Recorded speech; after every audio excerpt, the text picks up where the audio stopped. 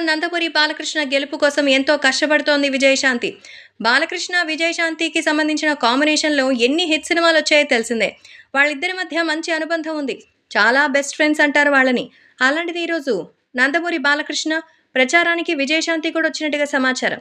పార్టీలకు అతీతంగా ప్రజాస్వామ్యం పట్ల చాలా ఆసక్తి చూపిస్తారు విజయశాంతి.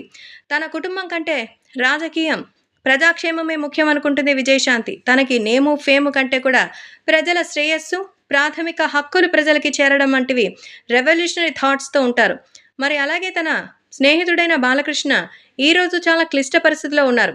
ఎవరు గెలిచినా గెలవకపోయినా బాలకృష్ణ, పవన్ కళ్యాణ్ అలాగే చంద్రబాబుని ఓడించాలని కరడు కట్టుకున్నటువంటి ఎదురు చూస్తున్న వైసీపీ వాళ్ళకి బుద్ధి చెప్పడానికే ఇప్పుడు రంగంలోకి దిగారట విజయశాంతి.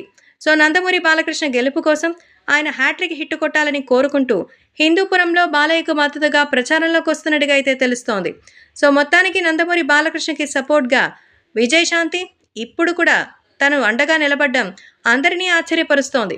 బాలయ్య బాబు చాలా మంచి వ్యక్తి అని, ఎంతో భోళా మనిషి అని, ఆయన ప్రతి ఒక్కటి కూడా తనకు నచ్చినట్టు చేస్తారు.